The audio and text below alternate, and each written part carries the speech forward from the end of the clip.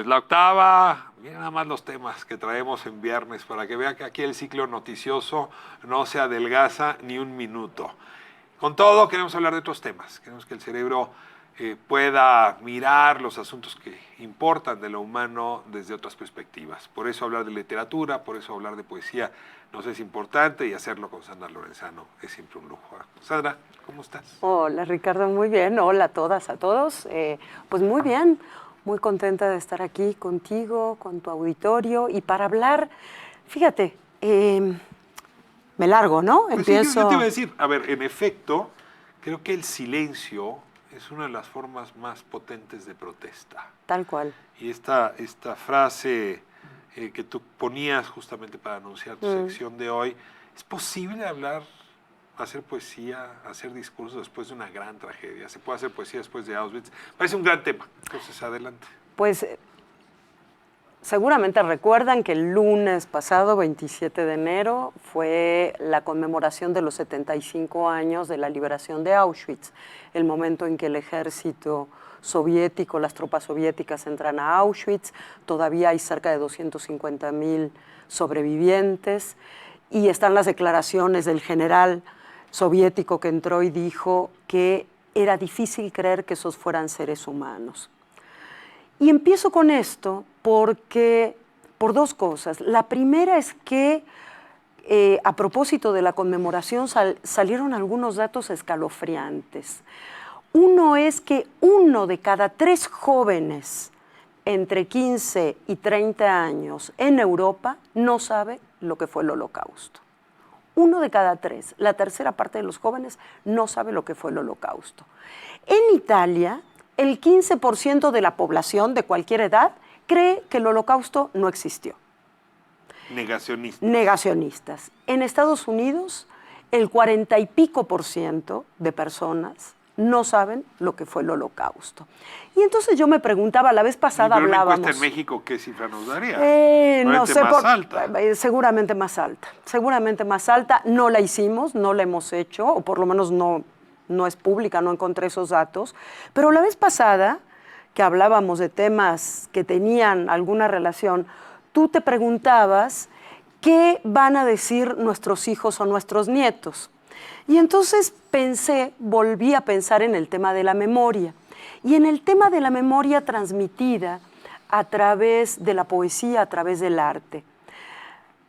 Fíjate que el filósofo alemán, judío alemán, Teodoro Adorno, dijo, después de conocer lo que había pasado en el Holocausto, escribir un poema, esta frase que dijiste, escribir un poema después de Auschwitz es un acto de barbarie. Durante mucho tiempo, los propios escritores, sobre todo alemanes, pero también del resto de Europa, dijeron, híjole, entonces no podemos decir nada. Y el propio Adorno conoció la poesía excepcional de Paul Celan. Paul Celan, poeta de origen rumano, de la Buscovina, una zona que primero fue rumana, después pasó a ser parte de Ucrania, de hecho ahora es parte de Ucrania. El padre de Paul Celan era un judío ortodoxo y lo educaba según los principios de la ortodoxia judía. Su madre era una librepensadora que propuso y logró que en la familia se hablara sobre todo alemán. Hay un verso brutal de Paul Celan que dice cómo escribir madre en la lengua de tus asesinos, porque el padre y la madre de Paul Celan fueron exterminados en los campos de concentración nazis. Él mismo estuvo preso en un campo de concentración y finalmente sobrevivió. Como muchos sobrevivientes, no soportó el hecho de haber sobrevivido al horror y se suicidó. Vivía en Francia, vivía en París, se suicidó tirándose al Sena de uno de los puentes, el puente Mirabeau, cuando en 1970 tenía menos de 50 años. Pero antes de eso escribió una poesía deslumbrante, obras poéticas que logran darle respuesta a esa imposibilidad que planteaba Adorno. Adorno, después de haber leído a Paul Celan, dijo, a ver, momento, no, cambio lo que había dicho. No es que no se pueda escribir poesía después de Auschwitz, es que no se puede escribir poesía como si Auschwitz no hubiera existido. Que esa es una gran frase, ¿no? Que viene muy a cuento con nuestra realidad. Podemos escribir hoy en el mundo y en el mundo mexicano como si el horror no estuviera sucediendo. Fíjate, tengo aquí. Fíjate, yo estoy en este momento leyendo un libro que recomiendo mucho de Annette Hess. Se llama La Casa Alemana. Y es la historia ficcionada, pero sobre un hecho real, de una chica alemana que fue la traductora con los primeros investigadores del caso Auschwitz. Wow. Y cómo en 1950 la inmensa mayoría de la clase media alemana no tenía idea de estos campos de concentración. Y cómo Auschwitz vino como a estallar en la cara, en el rostro, hasta finales de los años 50. Así es. Pero creo que sobre todo habla de lo que tú estás diciendo. Es decir, la enorme necesidad de negar que tenemos los seres humanos cuando tenemos un dolor así de poderoso. Fíjate que... negar es instintivo. Claro, es una manera de defenderse, ¿no? Estaba leyendo las declaraciones del general soviético que entró a Auschwitz y dice que una de las cosas que hacían cuando entraban a los campos de concentración era llevar a la gente de los pueblos cercanos para que vieran el horror que había ahí, los cadáveres, los niños, los zapatos, ya sabes, estas imágenes que ahora estamos muy acostumbrados a ver, y que después no pudieran negarlo. Ese tipo, ese hombre, igual que Adorno, imaginó que eso podía suceder. Ahora, fíjate, Paul Celan escribió un poema que es emblemático de esto, que se llama Fuga de muerte, todo es fugue, que se llamó al principio Tango de muerte, porque los nazis eran fanáticos del tango, mal que me pese a mí, que también soy fanática del tango. Y obligaban a las orquestas de judíos, había muchos judíos músicos, a tocar tangos mientras cavaban para enterrar a los judíos ya muertos de las cámaras de gas. Eso cambió la concepción de Adorno y es la que hemos heredado. Fíjate qué interesante, fíjense quienes nos ven o nos escuchan, decía Paul Celan, la nuestra es una lengua calcinada, una lengua en duelo, ¿no? Y Juan Gelman, el poeta argentino, ganador del Premio Cervantes, lo dice también.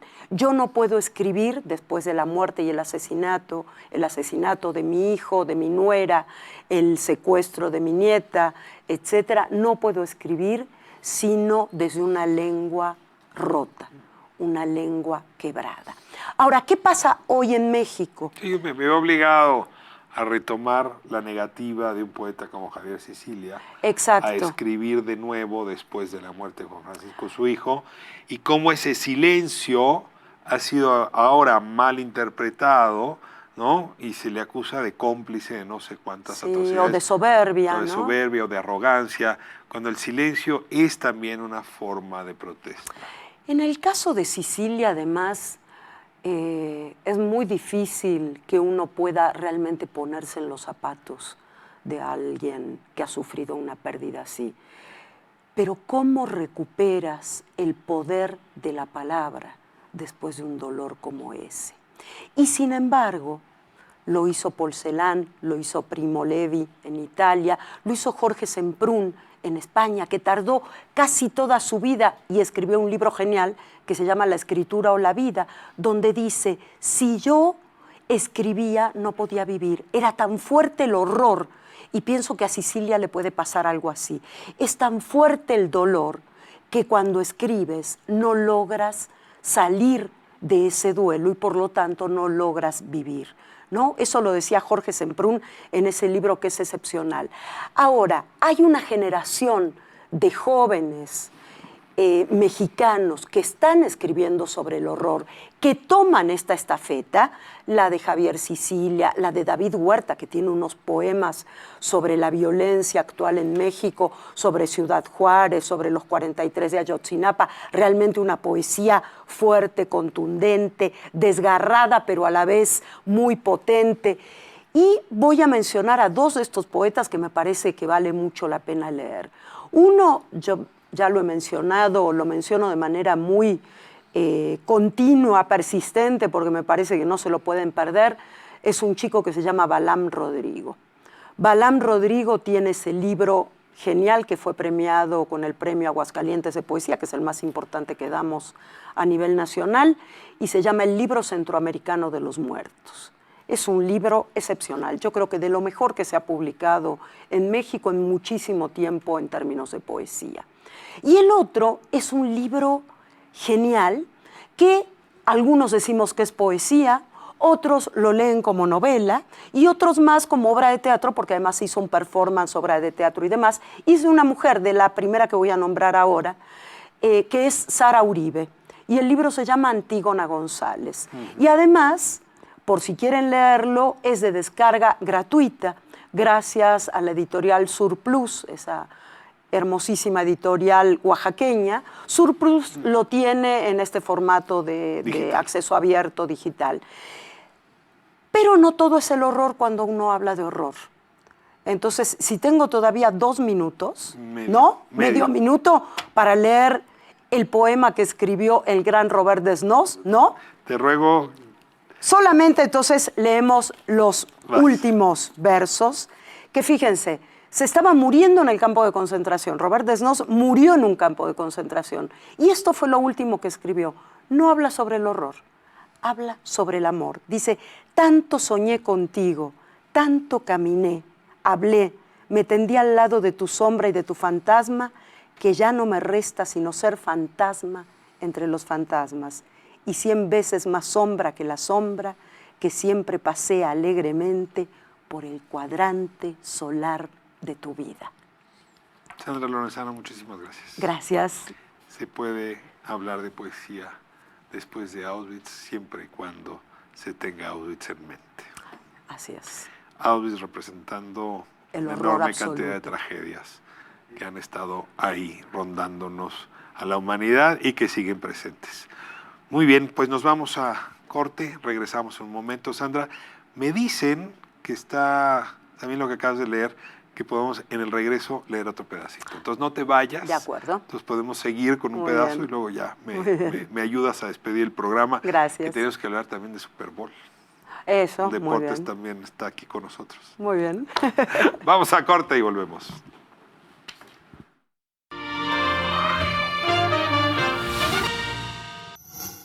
Estamos de vuelta. Estoy muy contento. Pensé que ya no te iba a ver en este blog. Mira, qué rico. No, tengo a Enrique Beas, que está en Miami. Vamos a hablar de Super Bowl. Pero nos aguanta tantito, Sandra.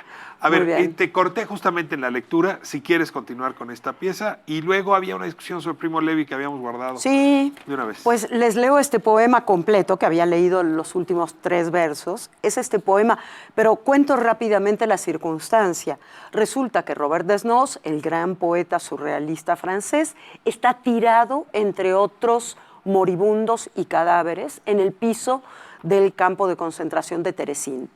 Y entra un chavo que lo reconoce y ve que tiene un papelito asomándose en el traje del campo de concentración. Toma el papelito y ahí encuentra este poema. Por eso se sabe que es lo último que él escribió. Después de eso, Desnos murió. Y es este maravilloso poema de amor, vamos otra vez con él, que empieza así. Lo leo completo ahora que tenemos un poquito de tiempo. Tanto soñé contigo que pierdes tu realidad. ¿Habrá tiempo para alcanzar ese cuerpo vivo y besar sobre esa boca el nacimiento de la voz que quiero? Tanto soñé contigo que mis brazos, habituados a cruzarse sobre mi pecho, abrazan tu sombra. Quizá ya no podrían adaptarse al contorno de tu cuerpo. Y frente a la existencia real de aquello que me obsesiona y me gobierna desde hace días y años, seguramente me transformaré en sombra. Oh balances sentimentales, Tanto soñé contigo que seguramente ya no podré despertar. Duermo de pie, con mi cuerpo que se ofrece a todas las apariencias de la vida y del amor, y tú, la única que cuenta ahora para mí. Más difícil me resultará tocar tu frente y tus labios que los primeros labios y la primera frente que encuentre. Tanto soñé contigo, y este es el final nuevamente, tanto caminé, hablé, me tendí al lado de tu sombra y de tu fantasma, que ya no me resta sino ser fantasma entre los fantasmas, y 100 veces más sombra que la sombra que siempre pasea alegremente por el cuadrante solar de tu vida. Es una belleza, ¿no? Y hubiera sido facilísimo que se perdiera. Sí, de hecho se iba a perder como se ha perdido tanto de lo que se hizo dentro de los campos de concentración. Acuérdate como Viktor Frankl cuenta que tiene todo su manuscrito del hombre en busca de sentido cosido en el abrigo y nunca más lo ve, lo tiene que reconstruir cuando sale. Y hay una cosa interesante, esto que decías de Primo Levi, que a mí me parece además muy útil para pensar nuestra realidad, no solo si la gente ya no sabe qué es el Holocausto y demás, sino hoy qué pasa en nuestro México cuando tú llegas a una cena, a una reunión y empiezas a hablar de ciertas cosas y te dicen, no, ya, no me hables de eso, no quiero que me hablen de eso. Primo Levi, que sobrevive al campo de concentración judío-italiano y escribe quizás el primer libro que cuestiona esta posibilidad de hablar o no del Holocausto en un libro excepcional que se llama Si esto es un hombre, si esto es un hombre maravilloso. Él dice, se decía mucho, es que no se puede hablar de lo que vivimos en Auschwitz. No hay palabras para describirlo, no se puede decir nada. Y él dijo, a ver, momento, sí se puede hablar, podemos contarlo todo, podemos contar el horror, la muerte, las cenizas, las fosas, todo, pero habrá alguien que quiera escucharlo. Y a mí me parece que es esa la pregunta. Digamos, empezamos con Adorno de no se puede escribir poesía después de Auschwitz, a todo se puede contar, el horror, Auschwitz, Ayotzinapa, lo que tú quieras, pero ¿habrá alguien que lo quiera escuchar? Esa es la pregunta que tenemos hoy en nuestro país, me parece. Yo recordaba, ahora que te escuchaba hablar digamos, el argumento de otro italiano, de Italo Calvino, que decía, recordando la manera como Perseo pudo enfrentar a la medusa, que si uno mira de frente al horror, se queda de piedra. Y que la única manera de enfrentar a Medusa es utilizando, como hizo Perseo, su escudo como espejo. Y lo que decía Italo Calvino es que ese espejo es la literatura. Es decir, precioso. Que si uno mira el horror a través de la literatura, puede enfrentar el horror sin petrificarte. Maravilloso, sí.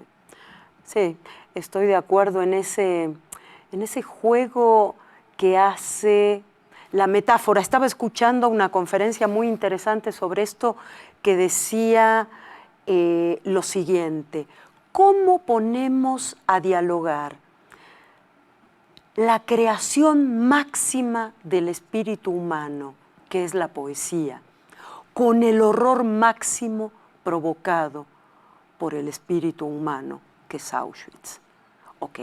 Auschwitz es un símbolo, ¿no? Cuando decimos Auschwitz queremos decir todos los horrores. Y eso me pareció interesantísimo en el sentido de que muchas veces se ha dicho es que son unas bestias, son unos animales. No. Lo interesante que plantea la filosofía hoy es que son humanos, demasiado humanos, como decía el filósofo, ¿no? Son humanos. El horror es parte del ser humano. Entonces, ahí es mucho más complicado. Ahora, decías hace un momento porcentajes en distintas comunidades nacionales que conocen o desconocen el Holocausto. Pero, a ver, déjame remitirme a nuestra historia. Tú y yo pertenecemos a una generación que ha estado viendo pasar el horror, por lo menos en la última década, de una manera extraordinaria.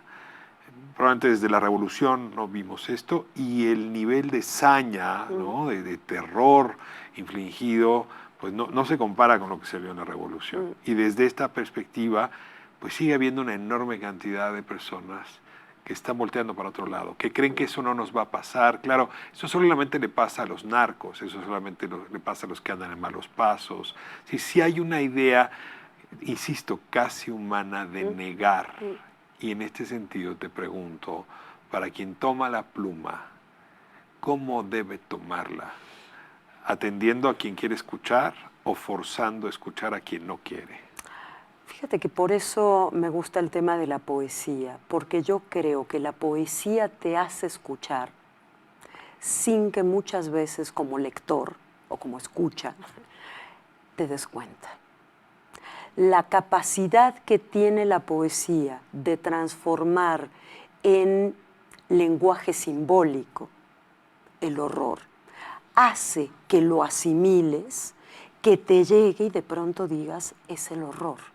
Por eso, cuando Robert Desnos escribe este poema, no necesita decirnos, qué sé yo, acompañé a mi mujer hasta las puertas de la cámara de gas y supe que me despedía para siempre. Si hubiera dicho eso, tú y yo hubiéramos llorado y después pasó. Pero no dijo eso, escribió un poema de amor. Y este poema de amor queda dentro tuyo, mío y ojalá de la gente que nos escucha. Y cada vez que pensemos en el amor es también esto. Sandra, muchas gracias por este comentario, por esta conversación y siempre por traer poesía a la octava. Muchas gracias. Voy, como anuncié hace un momento, a Enlace en Miami. Está Enrique Beas, nos va a platicar pues qué se dicen los de Kansas y cómo les responden los de San Francisco de cara al Día de la Candelaria, el Super Bowl 4 de la tarde. Enrique, ¿cómo estás? ¿Qué tal? Qué gusto saludarte, Ricardo, Rafael. Aquí andamos en la parte norte de la playa de Miami, en donde realmente estamos camino hacia otra aventura de las que llevamos en la cobertura completa de este Super Bowl 54.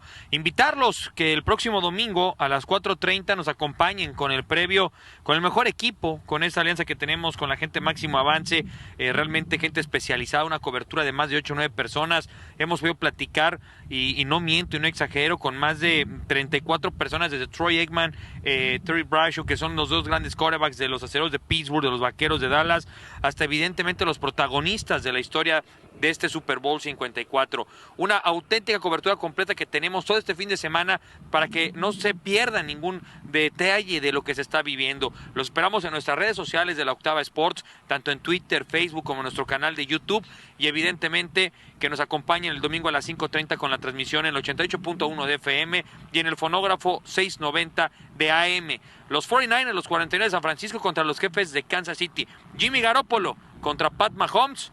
Vamos a ver cuál será el campeón del Super Bowl 54. Te mando un fuerte abrazo, Ricardo, Rafael, desde Miami. Enrique, muchísimas gracias. Y bueno, pues yo saludo desde aquí a mi suegro, con quien tengo cita el próximo domingo, 4 de la tarde, Día de la Candelaria, y no es para comer tamales, sino para abrazar a los Spurs, que es el equipo al que le va, y yo, como no me gusta pelearme con mi suegro, también le voy. Así es que no se pierda la Octava Sports aquí en esta plataforma, con un equipo de primera. Cubriré